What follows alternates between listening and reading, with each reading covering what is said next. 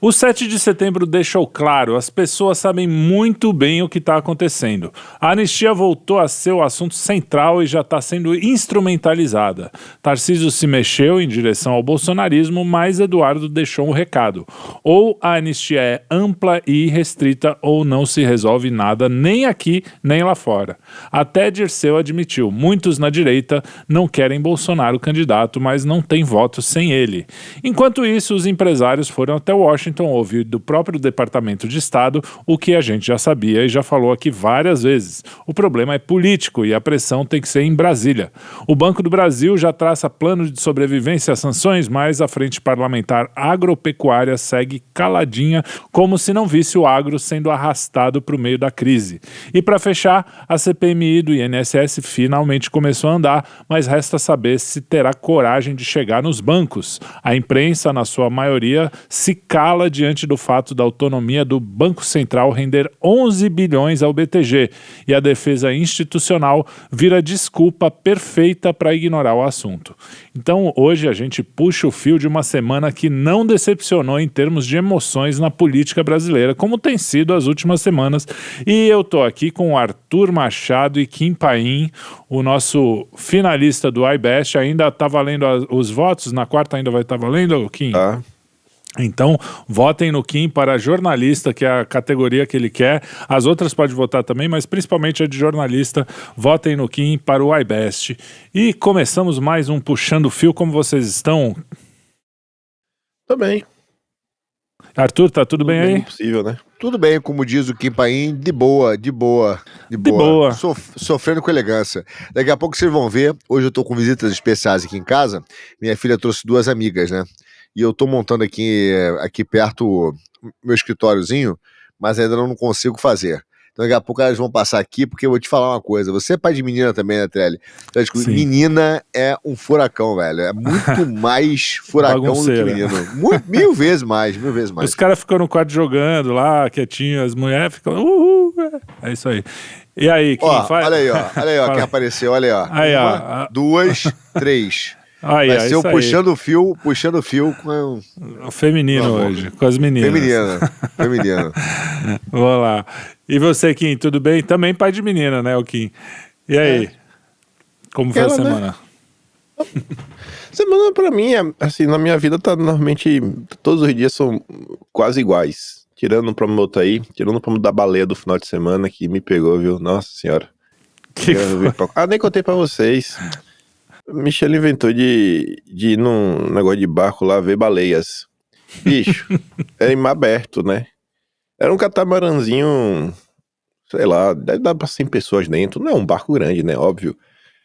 Eu sei que quando a gente saiu de uma bacia, mais ou menos, né? Que fica ali em Gold Coast, foi pra mar aberto. Mano, não deu 10 minutos em mar aberto, não. Deu uns talvez 15 minutos. Teve que voltar por questões de segurança. E aí, pensei, eu passei mal. Assim, não é que o barco tava balançando, mano. Parecia que a gente ia morrer, sabe? Eu falei, minha nossa senhora, velho. Aí eu ainda tinha tomado, eu não sou de enjoar, eu tinha tomado remédio de enjoo, ainda assim eu vomitei. Quando o capitão falou, acho que pela segurança de todo mundo, acho melhor voltar. Mano, ninguém ficou contra assim, não, fica aí, eu quero ver a baleia. Que nada, todo mundo se levou, todo mundo aquele sentimento de, meu Deus, velho, obrigado. Isso, quando eu tava lá em cima, não é comissário, que é os marinheiros, né? Subiu uma marinheirazinha e falou, né, o pessoal lá embaixo já tá se soltando, viu? Tá todo mundo botando os bofs pra fora. E aí? E eles querendo ver alguma baleia pra, né, pagar e já tá todo mundo liberado, né? Eu sei que colocou lá e todo mundo agora pode remarcar pra ir. O ponto é assim, né? Quem que vai querer remarcar? Eu não quero. Eu quero meu dia de volta depois dessa. Mas por quê? Foi algum um problema de catastrófica. tempo? Foi de tempo temporal, essas coisas? Ou foi normal? Simplesmente volta? Cara, tava um dia muito vento mesmo. Muito vento. Tá. Eu me senti naquele filme de apocalipse. Eu fiquei pensando no caminho, cara, mano, como é que esses caras saíram da Europa pro Brasil, velho? Meu Deus do céu. Pode Loucura, crer, né? O pessoal subestima. Loucura, sabe? Não é as ondinhas aí de quem sai no mar, pega um barquinho, bicho. O negócio era assustador, tinha hora que o navio assim deitava lá, meu Deus, vai subir assim. Aquela ação de vertigem quando tu tá caindo tipo uma montanha-russa. Às vezes durava assim quase 2 segundos de queda. Falei, cara, peraí, velho. Tá tenso, viu? Tenso. Mas foi esse meu Muito final de bem. semana. Aí a gente chegou em terra firme, ficou todo mundo mal. Todo mundo depois quis dormiu, acordou de noite assim, meio azucrinado.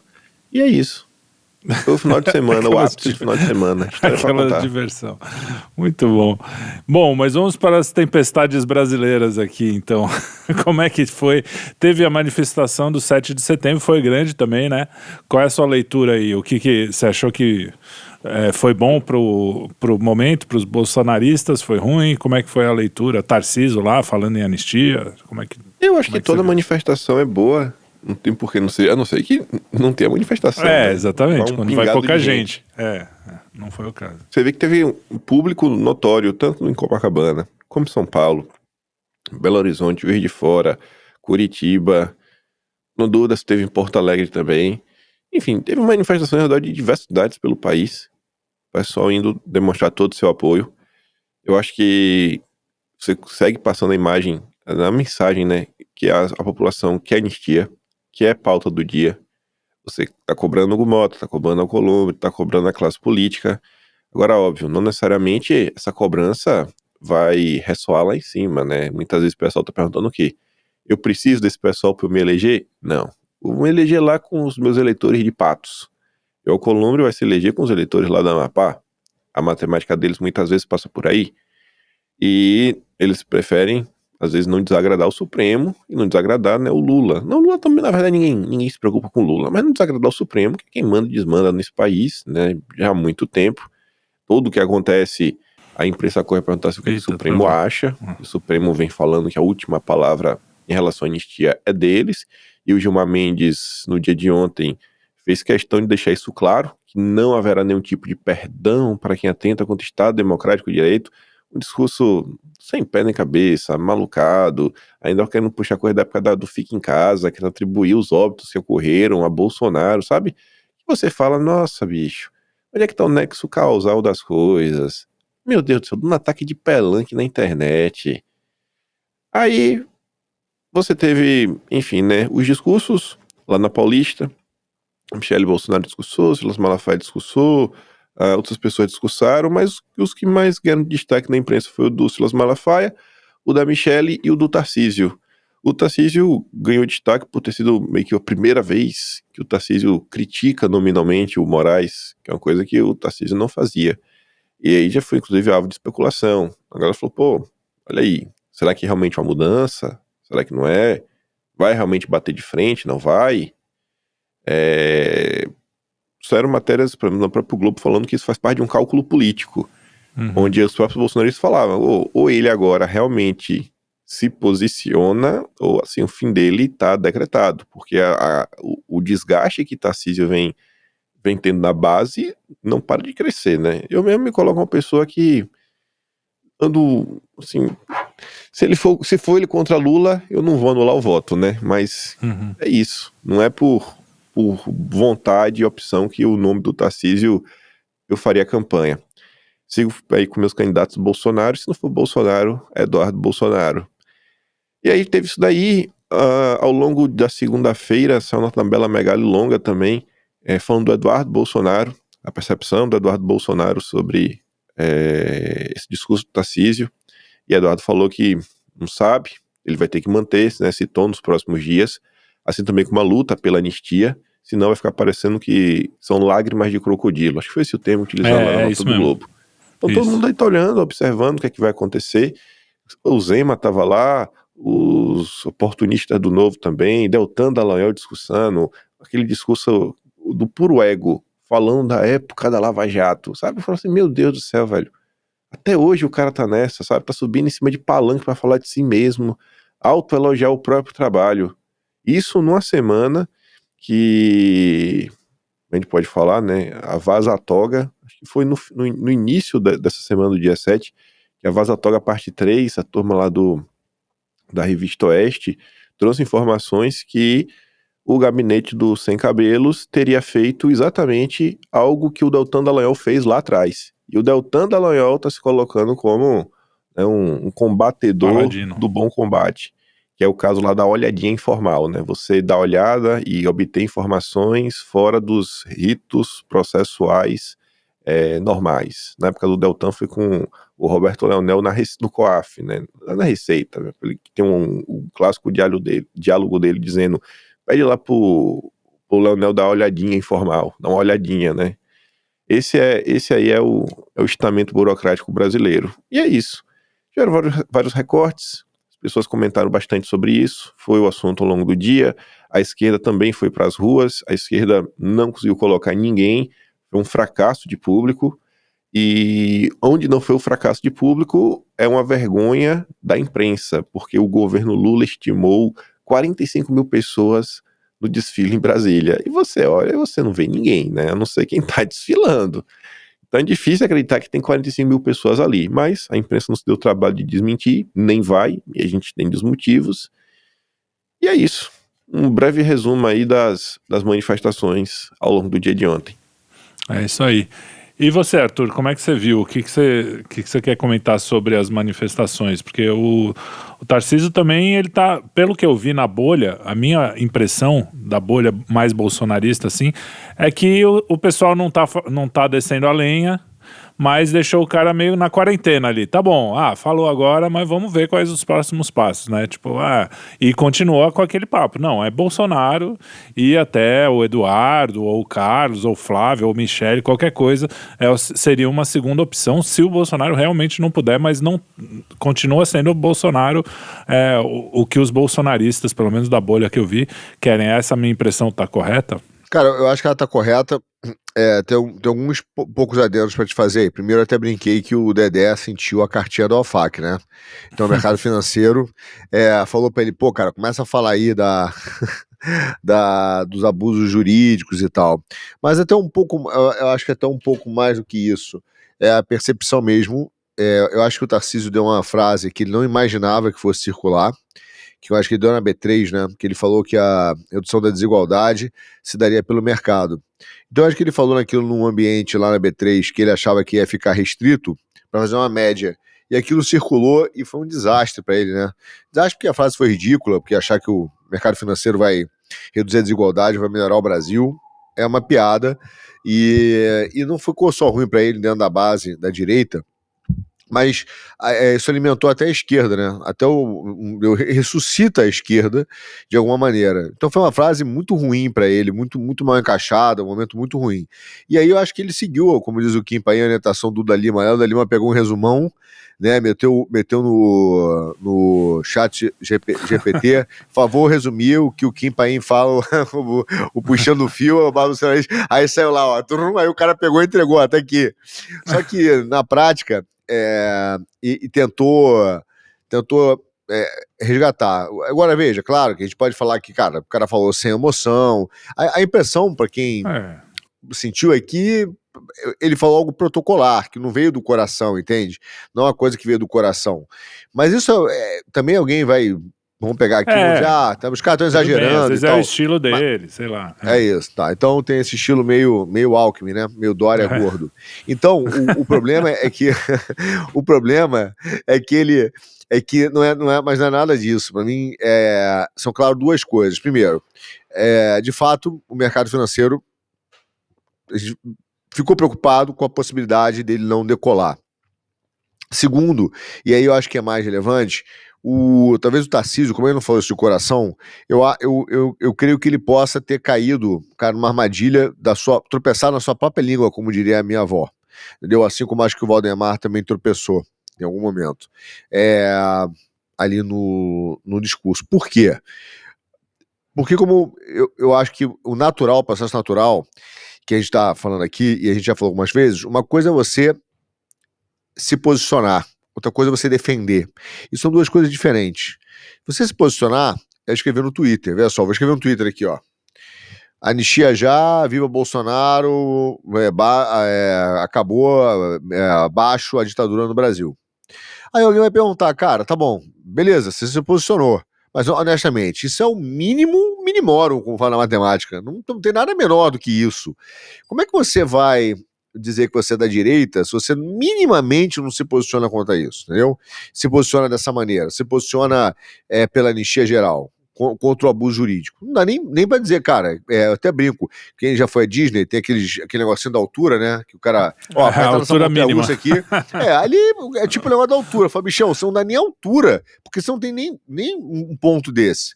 Segundo item, se ele fosse num protesto com que tem esse objetivo, e ele falasse das obras de São Paulo, ia ser um suicídio político, o maior suicídio político da história. Então ele falou aquilo que o povo quer ouvir, mas ele se posicionou. Agora a pergunta é, ele vai defender? O cara vai usar os meios de ação como o governador de São Paulo, e como eu botei hoje rapidamente no Twitter, com que eu brinco, se São Paulo fosse um país, seria um dos maiores, um dos maiores países da América Latina, um dos maiores, está na lista dos maiores países da América Latina e América Central, e se bobear, fazendo uma conta rápida aqui, está ali entre o G20, 25, o G25 com certeza. Ou seja, é um dos 25 maiores países do mundo. O que um presidente desse país é capaz de fazer? Muita coisa, né? Uhum. Muita coisa. Apoiar Eduardo, cara, fazer muita coisa. Na ONU, o cara consegue ser recebido em qualquer lugar do mundo.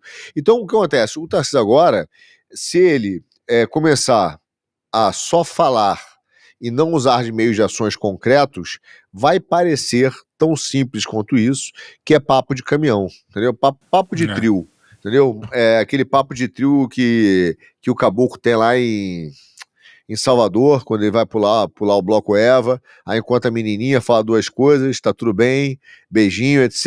Acabou o trio, cada um vai para um canto e a vida que segue, né? Assim?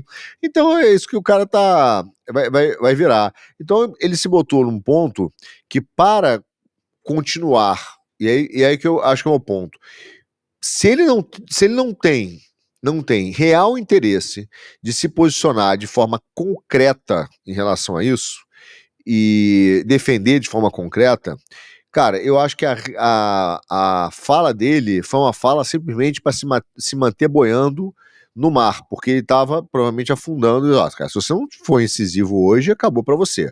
Você não vai conseguir decolar. Entendeu? Agora, se ele falou, boiou. Agora, boiou e não atuou, cara, ganhou tempo apenas no trio, porque não é só essa fala que vai manter ele sendo candidato do sistema lá do BTG, entendeu? Com o apoio da base.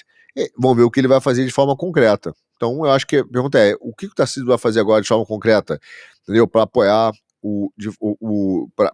para defender o Bolsonaro de forma verdadeira, entendeu? O que ele vai usar da sua estrutura institucional, cargo de Estado, para defender concretamente. Senão vai ser papo de trio, entendeu? Eu acho até que foi papo de trio, tá? Foi um discurso escrito pelo marqueteiro do PL no chat GTP, sei lá o que, GPT. Grok, fala aí o que eu tenho que falar para agradar a direita. Mais ou menos assim. E é uma leitura que não é só dos bolsonaristas, né? E eu acho que uma das coisas que mais me chamou a atenção, porque ele nunca falava diretamente, né, do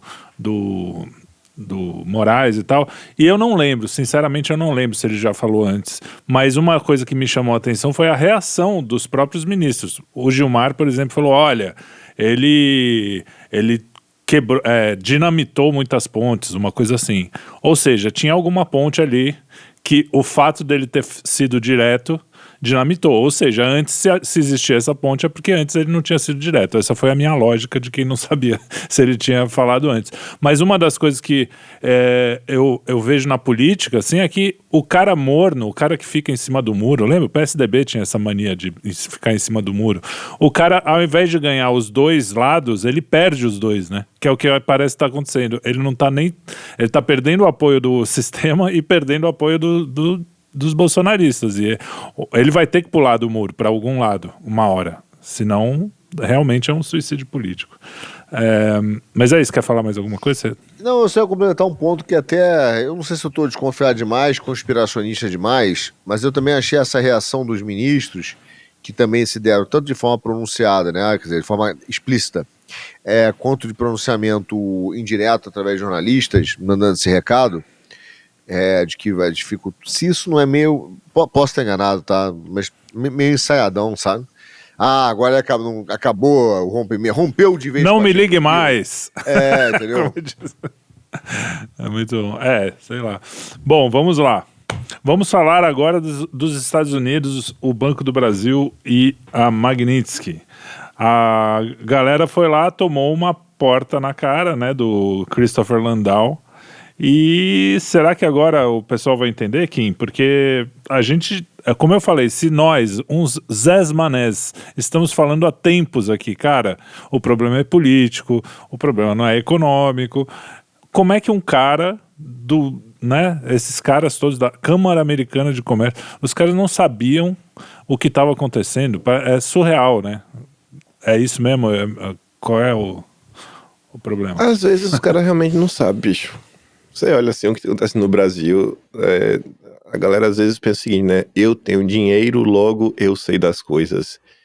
Eu assino um clipping, sei lá, de notícias que eu pago 30 mil reais por mês, 40 mil reais por mês, logo eu estou super informado, com os melhores, sabe, analistas do Brasil e tudo mais. E eu tô te falando isso porque isso realmente existe, né? Tinha um cara que tava recebendo com frequência e ficava me mandando um clipe que fazia um cara que rodava muito em Brasília e já tinha sido no passado assessor de grandes nomes, né, do Congresso, até de gente que já chegou a ser presidente da Câmara.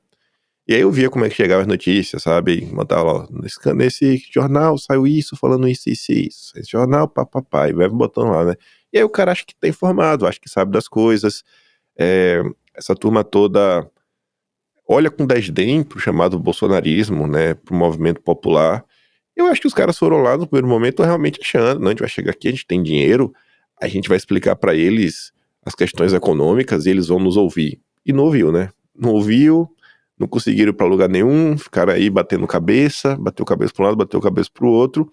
E aí na saída de lá, o Alban, lá da CNI, conversou com a Sanches, do UOL, e se posicionou favorável à anistia. Esperar o julgamento aí passar, né, colocar pra andar. Acho que a ficha do cara começa a cair. Mas também, ao mesmo tempo, eu me pergunto, no Brasil, onde a gente sabe normalmente como as coisas tendem a funcionar, tem hora que eu me pergunto, será que esses caras realmente estão dispostos a, sei lá, cobrar alguma coisa do judiciário? Porque a gente fala que o judiciário causa uma certa desestabilização da ordem, né, das coisas no Brasil. Mas, ao mesmo tempo, será que hoje o alto empresariado brasileiro, né, a alta burguesia, como falava a esquerda, será que essas pessoas realmente querem algum tipo de, sei lá, livre concorrência, né, um verdadeiro livre mercado? Será que às vezes não é pior perder um espaço, ainda que seja nos Estados Unidos, reduzir os custos do que você ter um país mais livre para os seus negócios? Será que isso realmente vale a pena ter um Estado que não jogue tão junto como é o Estado brasileiro, né, e os campeões nacionais? Então às vezes fica esse questionamento na minha cabeça, para onde vai, para onde deveria ir.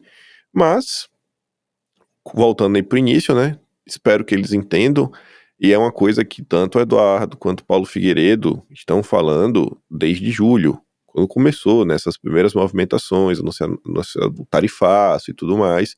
Olha, não é uma coisa estritamente econômica, é uma questão que também envolve aspectos políticos, o fim da caça às bruxas, o fim das perseguições, né, o fim da censura. Mas não, veja só, o próprio governador estava lá, né, temos que isolar a componente política.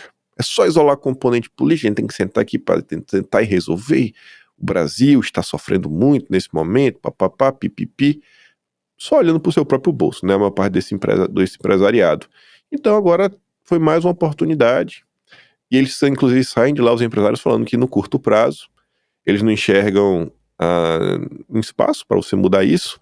Teve outra pessoa que estava nessa comitiva que também chamou a atenção, que é o Roberto Azevedo. Esse já tinha sido, inclusive, embaixador lá, diplomata, eu acho, uma coisa dessa. Era o cara do Brasil lá na MC.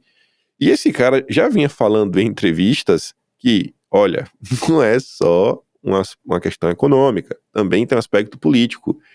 E aí você vê como são arrogantes os empresários brasileiros, porque mesmo esse cara falando que não era um negócio só político, só econômico, tinha um aspecto político, Eles contrataram esse cara rodou, foi na CNN, foi na Globo News, é um cara com experiência na área, foi com o pessoal, e aí os caras tiveram que ouvir da boca lá, da Ballard, não, os caras, não, vamos contratar aqui os lobistas mais caros dos Estados Unidos, e não serviu de nada. Essa arrogância, essa empáfia toda, no final do dia, só foi pra gastar dinheiro e, sei lá, fazer umas comprinhas lá nos Estados Unidos, né, e lá nos outlets da vida.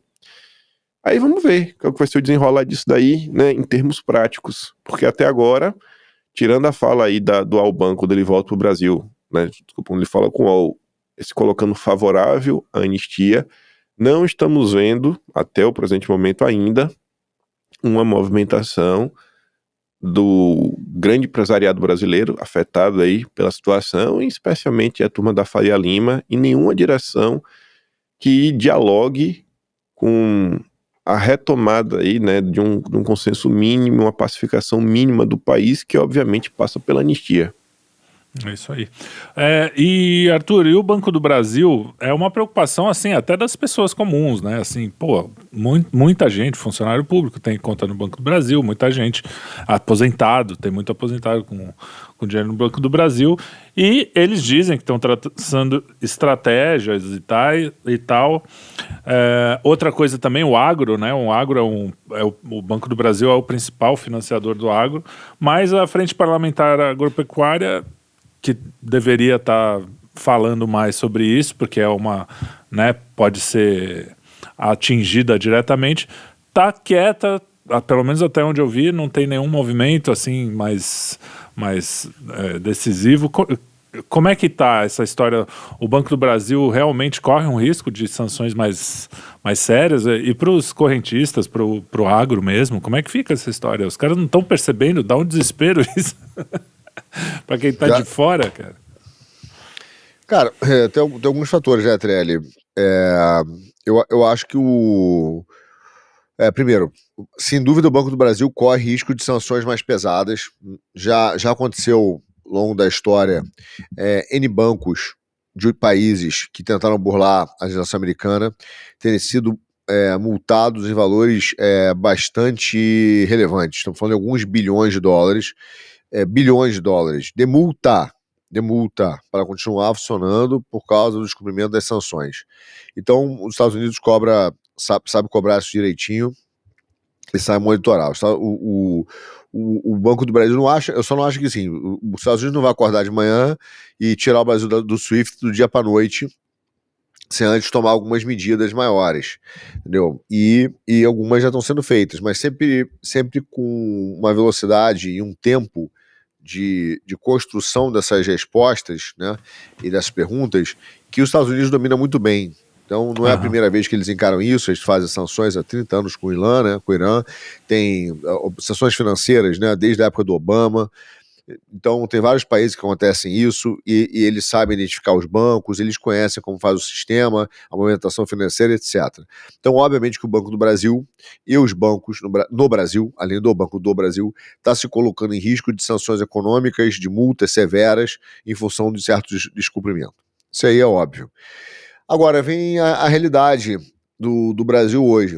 A realidade do Brasil hoje é que tanto o agro quanto algumas indústrias, elas não lideram o Brasil. Então a ideia que ela é uma elite econômica, ela é parcialmente verdade, porque eles não dominam o seu próprio negócio. Então, óbvio que o agro, né, é importante, mas ele na sua uma grande maioria, ele não consegue dominar o seu próprio negócio. E eu digo isso em que sentido? Que ele é refém. Veja, ele é refém hoje do sistema. Então isso só mostra como o sistema pegou o Banco do Brasil e botou debaixo dele. Porque, obviamente, se o sistema fosse independente, se o Banco do Brasil fosse independente, se você estivesse falando de poderes independentes, é óbvio que alguém já teria ligado para o cara e falado: ministro, não dá, isso é sério. Só que os ministros se juntaram e alguns deles, então tomaram o Brasil para eles. Essa é a história do golpe de Estado institucional que eu já escrevi, já falei em relação ao que, em artigos, que é o golpe de Estado institucional feito escrito, né, a definição do Bonavides. Então, que fala que essa captura do Estado, das instituições, da soberania, do governo, né, como se as pessoas fossem donas do futuro do país.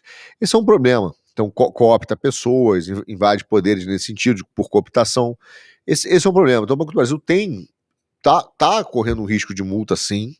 Não vai conseguir achar jeitinho brasileiro para bypassar a Magnitsky, entendeu? E os americanos sabem como agir no longo prazo com uma forma muito calma e inteligente em relação a essas medidas. Eles sabem como agir. Quem está na frente no tabuleiro, quem já passou por isso várias vezes, que já enfrentou situações em vários países, foram os Estados Unidos. Eles têm histórico nisso. A gente é a primeira vez está vendo isso. Então toda tentativa de achar uma solução que a gente acha original, eu tenho certeza que alguém em outro país tentou fazer, os Estados Unidos sabem identificar, porque eles fazem isso há muito tempo, só isso.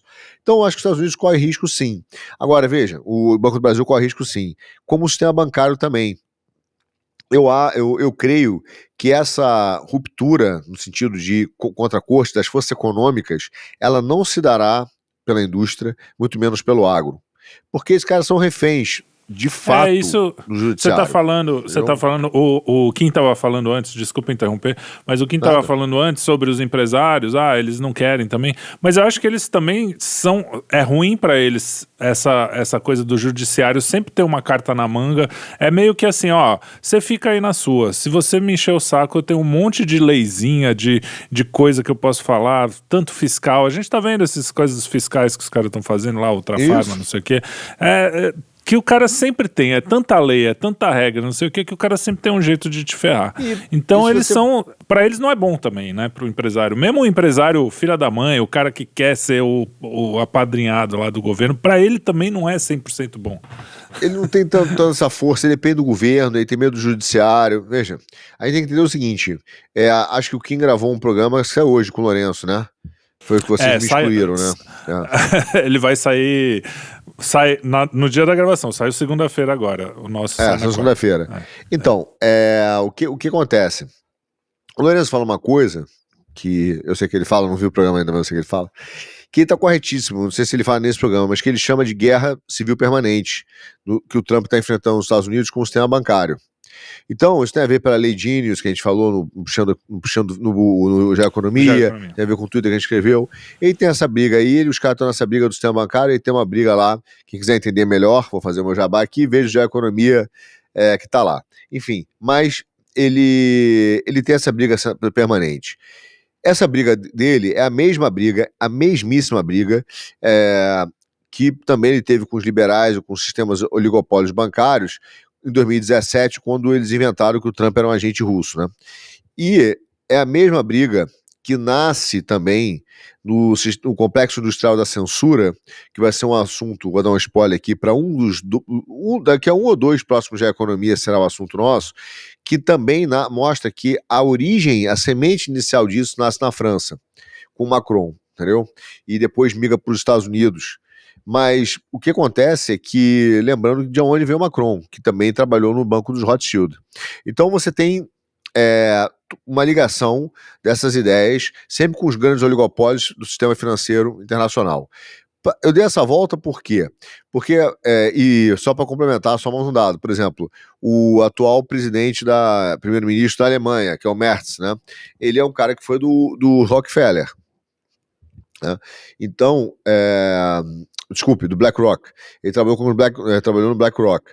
Foi conselheiro de administração do BlackRock. Então, esse cara também tem uma ligação com os bancos nos neoliberais. E são esses caras que são essa direita, centro-direita liberal, né, que tenta e que muitas vezes fala que vai fazer um cordão sanitário utilizando o judiciário contra a direita, que eles chamam de extrema-direita.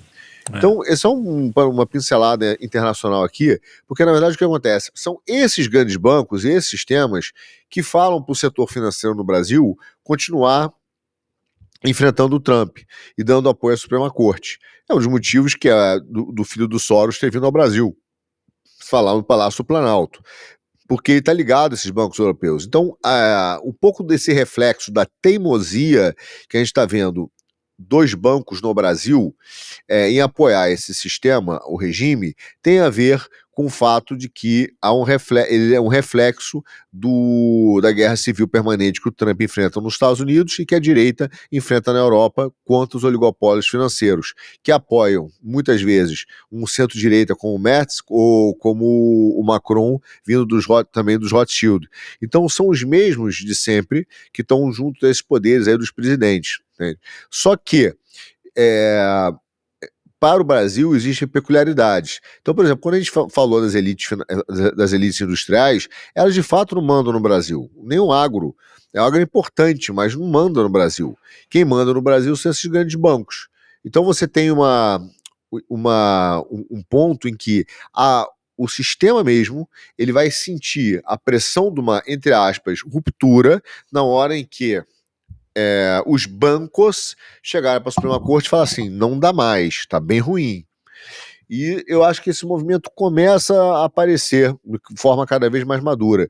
Por exemplo, teve uma notícia, e eu nem leio esses caras tanto assim, mas eu tive que ler, que é do Platô, apareceu lá, e eles falando que o setor financeiro, acho que tem 3 ministros que estão incontroláveis, que não têm noção das consequências, né, do que está acontecendo. Ou seja, é o setor financeiro mandando recado, né, reclamando, meio que dizendo, ó, não tá legal. Então isso começa a aparecer. Para mim o que vai fazer diferença é quando o setor financeiro romper de fato com o regime e falar, cara, não dá mais, isso vai ficar ruim, entendeu? Eu não acho que virá da indústria nem do agro. E para fechar, TL, tem um ponto que eu esqueci de falar na primeira pergunta, mas tem a ver com o que a gente está falando, e é curioso, por outro lado, que apesar dessa guerra civil permanente, não há nos Estados Unidos uma defesa aberta, eu sempre digo isso, em relação à Suprema Corte brasileira. Não há. Há uma defesa muito pontual. Então, um exemplo que eu até botei no Twitter hoje também é a capa do New York Times de hoje, que é reconhecidamente, indiscutivelmente, um jornal progressista. Sim. Ele disse que na manifestação foi inundado de pessoas, uma inundação de pessoas. O que isso quer dizer? Isso está dizendo para o povo americano que o povo brasileiro, né, a impressão que ele quer mostrar é que o povo brasileiro, numa enorme maioria, defende Bolsonaro. Então, se o povo brasileiro vai para a rua, uma enorme maneira, uma inundação de pessoas, por causa do julgamento do Bolsonaro da sua provável condenação, isso diretamente é um apoio a quem? É um apoio ao Trump. Não, tá vendo? O Trump tem razão. O povo está indo às ruas, uma inundação de pessoas, por causa da condenação. Então a pessoa que não está no nosso dia a dia, é a percepção que ela tem. E em parte ela é verdade, sim. Mas há um reconhecimento dos democratas nisso. Que significa que há um reconhecimento, uma defesa da postura dos Estados Unidos nisso. Então quer dizer que até mesmo os democratas estão começando a concordar que a coisa foi longe demais.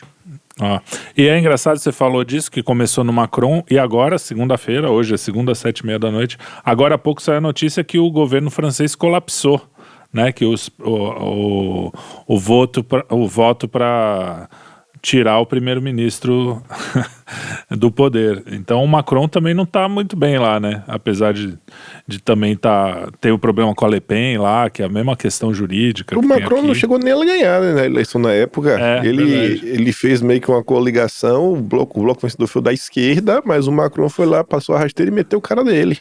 Isso. Juntou os governadores democráticos com... mas enfim, Kim, vamos falar rapidamente aqui antes de passar para o nosso último assunto.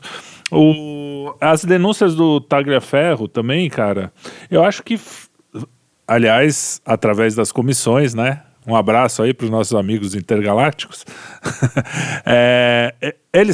Elas não, mesmo sendo assim gravíssimas, para mim foi uma das coisas mais graves que aconteceram recentemente, e é engraçado porque a gente fala isso, né, aqui, muita gente, né, dos meios mais à direita tem falado, mas a imprensa realmente praticamente se recusa a fazer disso um barulho que deveria, né, porque eles até falam ali, porque realmente tá, como foi no Senado, como foi numa comissão, fica difícil você não falar nada, mas, cara, isso era para ser um escândalo num nível nacional para tudo, né? Porque isso era para ser exatamente o que foi a Lava Jato, a Vaza Jato. Era para ser a mesma coisa. É só lembrar como foi na época, toda a comoção. A Vaza Toga devia ter o mesmo peso. Todos os casos aí que foram revelados desde o ano passado, lá em agosto de 2024, pelo Verdivaldo, que um ano depois, né, de novo em agosto de 2025, foram revelados de novo. E tá aí, a única coisa que a imprensa realmente... não dá de falar que é imprensa, né, que só falando, não, saiu notícia, mas também não foi assim, uma grande comoção.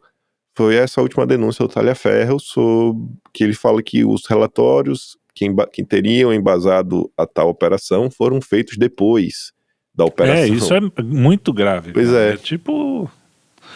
Pois é. E aí tá nessa, né? A imprensa não cobre da forma que deveria.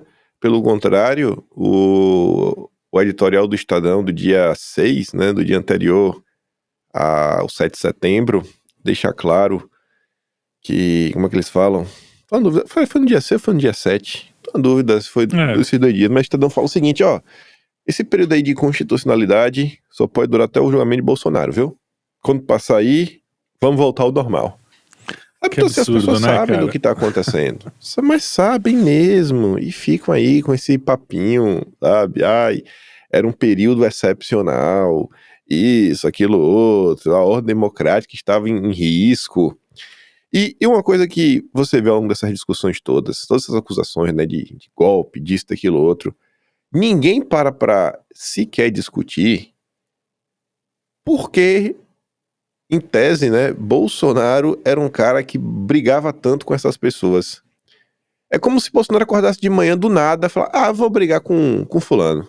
Eu vou brigar com Beltrano. Nunca é reação por parte da direita a alguma coisa. Né? Essa subida de tom, ela nunca ela é a biogênese, ela nasce do nada. Nasce do nada. Assim, cara, por que Bolsonaro foi pro 7 de setembro de 2021, 2022, sei lá, já falou em outros locais, já fez falhas duras contra o judiciário? Do nada. Por quê? Porque Bolsonaro queria ser o que? Se decretar imperador, o judiciário não permitia? Era por causa disso? Não tinha nenhuma causa maior que já estava acontecendo de anos anteriores. Nem mencionam o inquérito das fake news, né? Sabe, você não acha assim que quando você começa errado, já com o inquérito aberto de ofício, assim, a pessoa que depois bate de frente com isso tá mais errada do que começou errado? Não, porque as pessoas estão sendo investigadas pelo quê? Já são 6 anos. 6 anos. Investigadas pelo quê? Qual foi o dinheiro aí que Alan dos Santos roubou? Roubou algum dinheiro? Lavou algum dinheiro? Desviou algum dinheiro? Era para ter sido fechado mesmo? Porque a Bárbara, ali no final de 2021, antes de 7 de setembro, junto com a Camila Abdo, Conexão Política, porque eles foram desmonetizados? Porque a Bárbara foi alvo de um inquérito do Ministério Público, né, dos amigos do Deltan, que o Deltan não fala do Ministério Público. Porque ganhou selo de verificado no Twitter? Por quê? Qual a justificativa disso? Por que a Bárbara tem que ser investigada? Só porque ganhou selo de verificado? O que foi comprovado na CPMI das fake news? Em termos de legalidade? Alguém consegue pontuar alguma? E esse dinheiro que ela não ganhou, ela recebeu de volta? Porque isso é roubo, então, né? Roubaram o dinheiro dela. Não sei. Não faço ideia. Não faço ideia. Em tese, acho que esse dinheiro ficava depositado em juízo, né? Uma conta lá do governo. Que seja. Não faço ideia, irmão, o que aconteceu. Teria que perguntar pra ela saber. Mas enfim, são coisas que vão acontecendo, sabe? E aí? Aí você pega, sei lá, os perfis derrubados, diversas ordens de bloqueio, tudo que aconteceu durante o processo eleitoral, sabe? Assim, aí as pessoas, assim, não, você tá com raiva, você é tão nervoso. Cara, será que não aconteceu nada pra pessoa tá com raiva, a pessoa tá nervosa, a pessoa tá puxando os cabelos do que aconteceu ao longo desses anos? São tantos e tantos casos que vão acontecendo e nunca é pontuado na imprensa. Você pega pra ler, é sempre assim, não, Bolsonaro, ele colocou o Brasil sob risco. O que foi que ele fez pra colocar o Brasil sob risco? Não tem. Eles acusam de forma genérica e nunca trazem nenhuma informação sobre nada, né, do que veio antes, né? O ovo ou a galinha, de onde começou todo esse problema.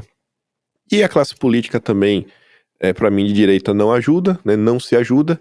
Eu até cheguei a comentar isso na segunda-feira, né, dessa semana que a gente tá gravando, falando que, na minha visão, os parlamentares, né, os líderes políticos, eles deviam ter PhD na história da direita.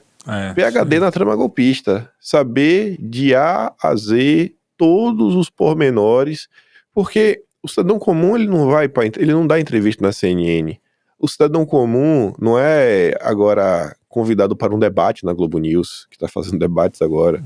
O cidadão comum não vai ganhar capa do jornal O Globo. Agora, um político pode ganhar. O político pode ser entrevistado. O político vai falar com eles, vai colocar o microfone na boca. E aí, quando coloca o microfone na boca, vai falar o quê? Cara, tem que estar tudo isso muito, muito certinho, sabe? Muito arrumadinho, por A mais B, organizado, saber pegar o microfone e falar. A grande luta dessa direita não é exatamente pela liberdade de expressão e nem história de por que estamos nesse cenário tão caótico as pessoas conhecem, sabe? Então, e como isso foi uma reação, né? Não se ajuda, né, nesse cenário. Foi mais uma reação do que uma ação. E o mais louco disso, até na questão eu sou ignorante nessas histórias, então eu vou falar aqui, vocês me corrijam, por favor. Mas até a questão do julgamento, se o cara, se essa reunião mesmo tivesse acontecido, ou aconteceu, sei lá, o cara tava buscando uma coisa que estava na Constituição e mesmo assim ele falou, não vamos. O pior que pode acontecer, o cara fez uma reunião, tinha um negócio na Constituição e o general lá, sei lá, falou, isso aqui não é legal não, esse é o pior que pode acontecer, isso aqui não é bom. Aí ele falou, tá bom, não é bom, então não vamos fazer. Como é que isso pode virar um golpe de Estado? Como é que isso pode virar uma acusação de que o cara mudou? Ele simplesmente não cabe na minha cabeça, pode ser ignorância, burrice, falta de conhecimento jurídico, mas não tem lógica nem a acusação. E as pessoas não falam disso, elas já falam como se, tá julgado lá, tem dúvidas, pode ser, pode não ser, mas olhando assim como um leigo, eu falo, cara, não tem nem como, é impossível logicamente alguma coisa que você tá na Constituição, você foi ver, e o cara, mesmo que ele tenha falado, isso aí não pode, você não fez, não faz sentido, eu não consigo. Então eu peço para que vocês comentem aí se eu tiver algum furo na minha lógica, porque realmente... Mas a lógica tá certa. Vamos, o que me deixa louco, cara, é as pessoas discutirem isso como se fosse normal, é isso que você falou, e de repente a gente começa a falar um pouco mais alto, porque realmente é um absurdo, que nem você vê uma coisa absurda na nossa frente, e nossa, como você está falando de forma violenta, está gritando, que absurdo, radical. Bom, vamos lá, Arthur, me ajuda aqui, tem esse caso aí do banco, daqueles negócios de 11 bilhões na Faria Lima. Cara, eu não entendi nada disso aí. Você consegue resumir o que aconteceu com essa história? Porque nem lendo aqui o nosso roteiro aqui eu consegui compreender. Pô, mas olha só, dessa vez eu vou, se você não ficar chateado comigo, Trelli, eu vou me furtar a explicar. Porque se a gente tentar explicar, a gente vai tentar dar uma ordem de racionalidade a um absurdo que o Banco Central fez. O que importa, nesse caso, é o resultado. É, mais uma vez, através de uma série de movimentações financeiras com massa falida de bancos que tiveram intervenção no passado, cara, se gerou um lucro, né, se gerou um ativo que beneficiou o BTG na ordem de 11 bilhões de reais. Então você não precisa explicar mais nada, entendeu? Ele não é passivo de explicação, porque se você for explicar, você vai começar a criar racionalidade para o que é absolutamente inexplicável, entendeu? O que é totalmente inexplicável. Então, esse é o problema, não dá para explicar 11 bilhões que aparecem do nada, é isso? Claro, não é que aparece do nada. Eles existem, né? Ele deu valor. Isso foi uma série de coisas para você ver como funcionam as coisas no Brasil, né? Então, vamos fazendo uma série de transações, manobras a partir de intervenções em bancos, em que existe sempre aquela história da expropriação. Então, é o Estado sendo usado para expropriar e alguém que depois, que é amigo do Estado, se beneficia dessa extorsão, coação, expropriação indevida. Então, é mais ou menos isso. Então, o que acontece hoje, que é inacreditável, que isso vale a pena ver, como o Banco Central, que se diz hoje técnico, ele ainda tem algum nível de dependência, né, o projeto da independência, se dependente ainda, ele gera 11 bi para um banco, né, imagina se ele fosse independente, e sempre com um poder muito grande, né, na mão de alguns diretores que se escondem através de decisões técnicas. Então, o ponto central para mim dessa discussão é como esses diretores, essas áreas técnicas, consistentemente no Brasil, não querem ter que se subordinar ou dar explicação das suas ações, porque eles se consideram técnicos. E eles dizem que se escondem, né, atrás de uma ideia de que não pode sofrer influência política. Entendeu? Então, quando o Congresso, por exemplo, eles aprovam os nomes do Banco Central, para aprovar, os caras vão lá, falam do Brasil, falam como é que vai desenvolver o mercado, tudo que tem que ser feito para melhorar a vida do cidadão. Quando eles sentam lá na cadeira, eles fazem o oposto, eles começam a trabalhar para os bancos. E depois que eles acabam o mandato deles, eles vão trabalhar nos bancos que eles já acabaram diretamente ou indiretamente privilegiando. Então você vive uma política que é um absurdo no Brasil.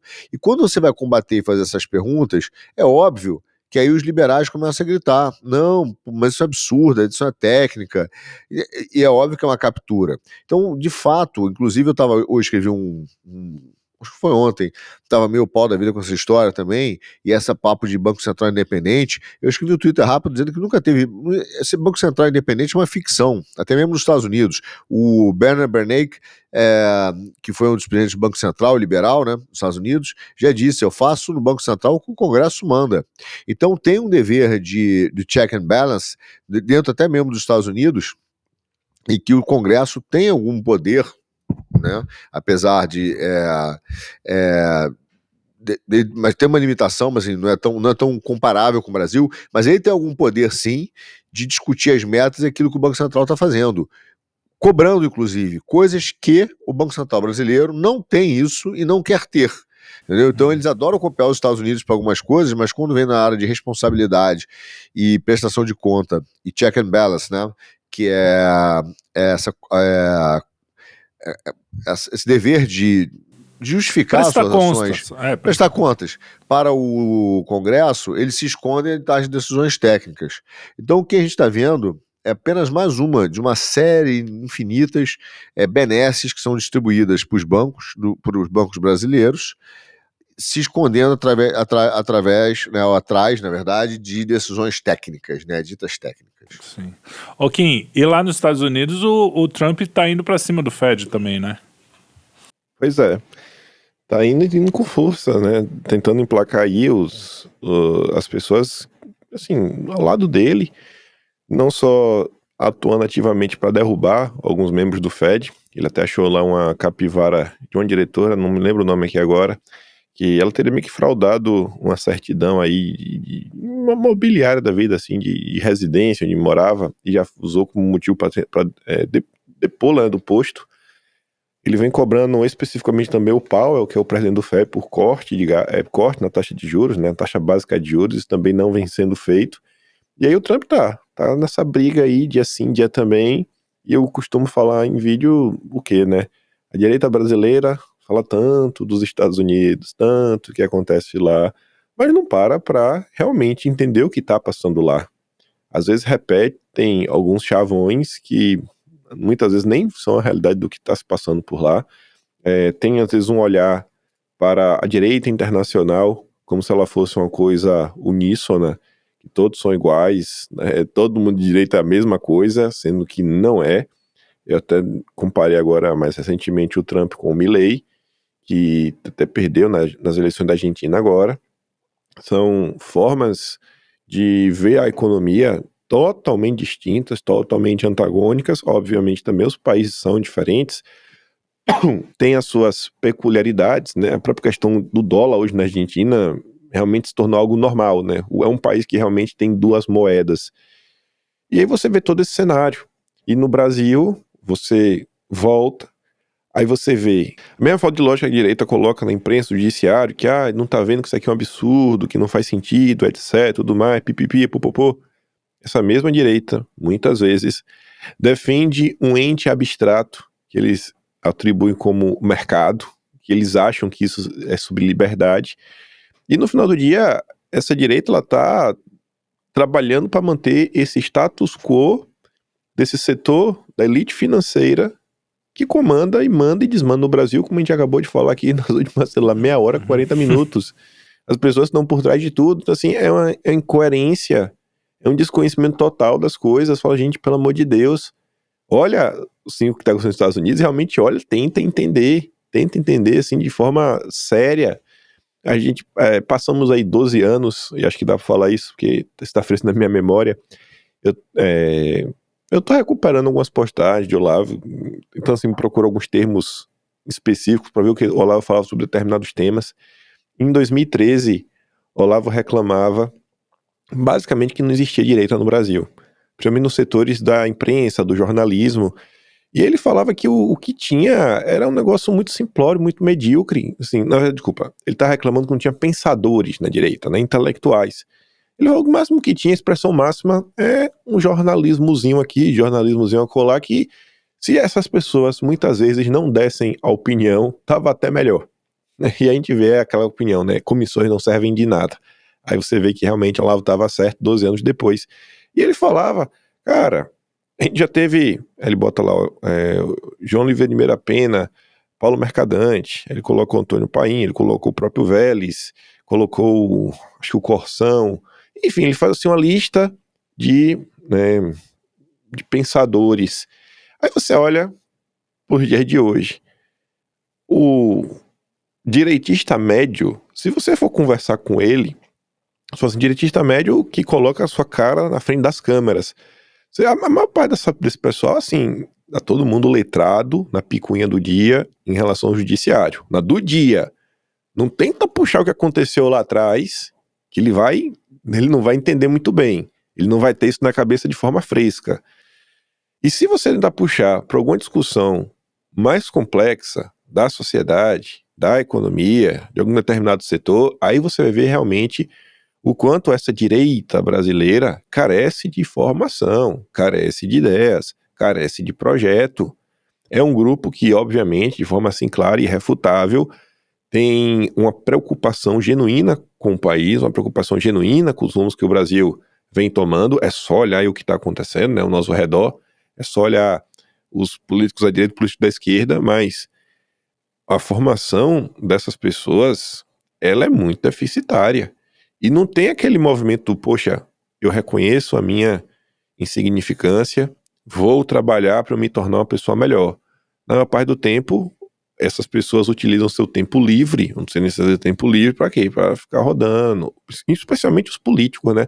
A quantidade de live que o pessoal às vezes faz, não é live para o cara ser entrevistado por alguma coisa importante, assim, não, o cara agora vai relatar um projeto de lei, e aí ele vai entrevistar para ajudar a sociedade a entender por que aquele projeto de lei é bom, o que a direita está fazendo para melhorar a vida dele, e o cara explicar isso. Não é nesse cenário. O cara vai fazer live para ele virar comentarista político, de programa de bancada. Dá uma lacrada contra o judiciário, uma lacrada com o governo Lula para ganhar uns votos. Não dá para andar longe assim, né? Não é verdade. Assim que a vida normalmente acontece, se dá. É isso aí. Arthur, vamos para os finalmente, então. Tem alguma coisa a dizer? Como é que você acha que vai ser daqui para frente? Você acha que a pressão está subindo mesmo? Temos mais chances?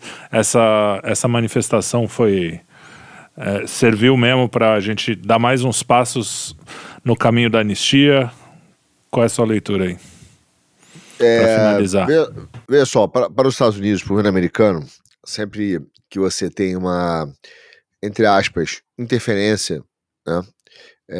Uma ação de interferência externa, ela tem que ser justificada por algum evento e tem que ter o apoio popular. Então, se eu tiver o apoio popular, não adianta, porque não adianta, porque você tem o evento do julgamento, obviamente, mas enfraquece, né, perante a comunidade internacional a ação americana.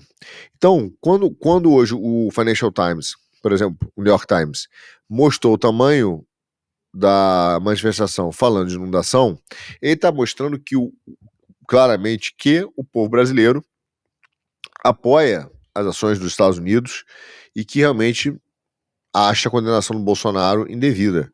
Então isso foi muito importante para mostrar que existe um apoio significativo do povo contra um regime que está se caracterizando ditatorial e que fere direitos humanos. Então isso é muito importante, foi muito importante mesmo, tá? Isso vai ajudar muito Eduardo e muito a justificar muitas das ações que os Estados Unidos pretendem fazer. Agora, da mesma maneira, o que acontece? Você tá vendo que existe uma resistência, como a gente falou, da Suprema Corte e dos donos do regime, né, de ceder a essa pressão.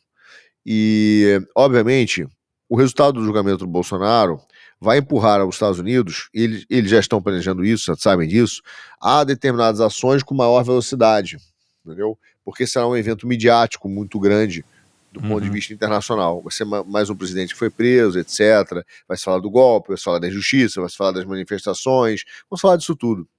Então, obviamente que vai ser sentido no mundo, e os Estados Unidos vão poder agir de forma incisiva contra isso. Agora, não acho, eu acho que o vento está a favor da gente, eu acho que haverá alguns movimentos que serão importantes econômicos nesse sentido, até porque a gente está vendo um aumento dos ventos a favor da direita no mundo. Então, se hoje caiu, se a gente botou um pouco antes, caiu o governo francês, entendeu? O governo alemão não está bem também, a AfD está crescendo ainda mais na Alemanha. Então, se bobear, daqui a pouco a direita toma ou a França ou a Alemanha.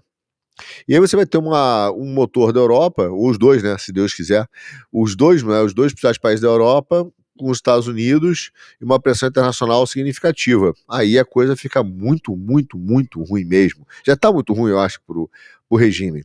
Agora, o Trump tem um plano na velocidade dele, entendeu? E eles vão seguir. É claro que, veja, no final das contas, o importante é que, independentemente do caminho, a forma que eu vejo é o resultado final, tá? Qual é o resultado final? Eu não vejo, porque a gente já debateu aqui com o Herbert, eu não vejo os Estados Unidos amarelando, eu não consigo ver os Estados Unidos dizendo, depois de cartas, etc., e a anistia não sair, o Bolsonaro for condenado, as coisas ficarem do jeito que estão e ter um tremendo acordão. Eu acho que a chance disso é muito próxima de zero, a não ser que os Estados Unidos comecem a passar por uma crise que o cara tem que parar tudo para cuidar da casa dele. Mas do jeito que está, o resultado disso será favorável, entendeu? Só que com um custo muito alto. Eu acho que o que acontece é que os caras vão impor ao Brasil e ao povo brasileiro um custo muito alto para fazer libertar o Bolsonaro e promover a anistia, entendeu?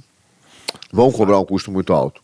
Enfim, mas o cenário, a direção nos é muito favorável. Legal. E você, Kim? Qual é a sua expectativa aí? Eu acho que o resultado passa por Eduardo Bolsonaro e Paulo Figueiredo elevando ainda mais a temperatura. Eu acho que a preço de hoje a galera tá assim, tá de boa. O cara ali só não pode visitar os Estados Unidos e ter um cartão internacional.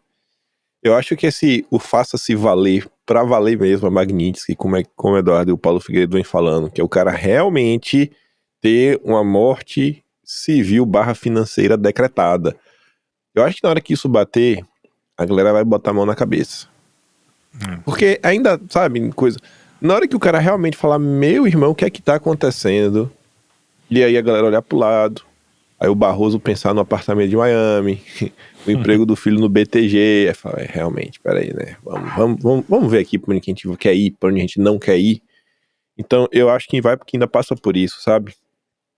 Para onde vão essas pressões internacionais, até onde elas vão crescer. Obviamente o Paulo e o Eduardo estão aí deixando bem claro que eles não vão arredar o pé e estão trabalhando aí para, inclusive, ampliar, porque na visão deles, só isolar o ministro não é o suficiente, né?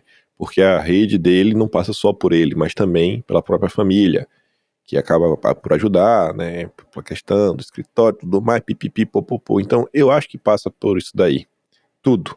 Tanto a discussão sobre anistia, sobre a discussão, sei lá, de julgamento justo para Bolsonaro, da eleição livre em 2026, acho que tudo vai passar por aí. Tudo. E eu não consigo fazer nenhuma aposta, né, no que vai acontecer, porque o tempo não é a velocidade que Eduardo e Paulo Figueiredo querem que as coisas aconteçam. Sim. Mas, obviamente, estudando minimamente a história do Brasil e do mundo, quando a turma dos Estados Unidos decide, né, levar a democracia à frente, o que eles chamam de democracia, normalmente eles levam, né? Então, vamos ver aí. A treta tá escalando. Isso é inegável. O pessoal estava até reclamando da bandeira americana, né? Os esquerdistas reclamaram, até o Malafaia reclamou. Mas é isso aí, é inegável que os caras, sem a ajuda hoje dos Estados Unidos, isso tudo não estaria acontecendo. A anistia não estaria nem sendo discutida, como a gente viu, né? E ficou bastante irritado aqui com o Hugo Mota, o Columbre, que deram para trás.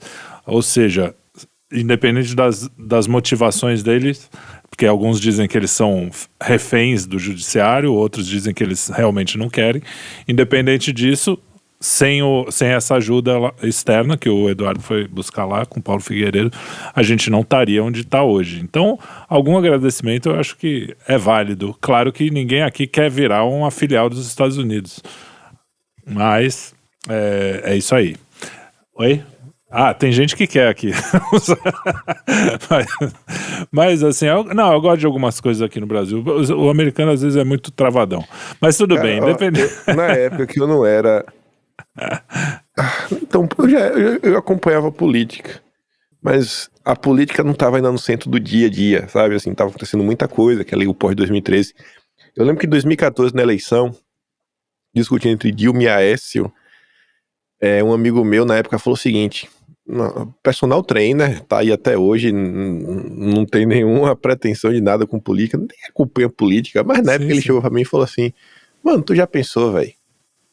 Se os Estados Unidos invadissem o Brasil, anexassem o Brasil e virar tudo Estados Unidos, véio, ia estar melhor do que aqui contar com o PT.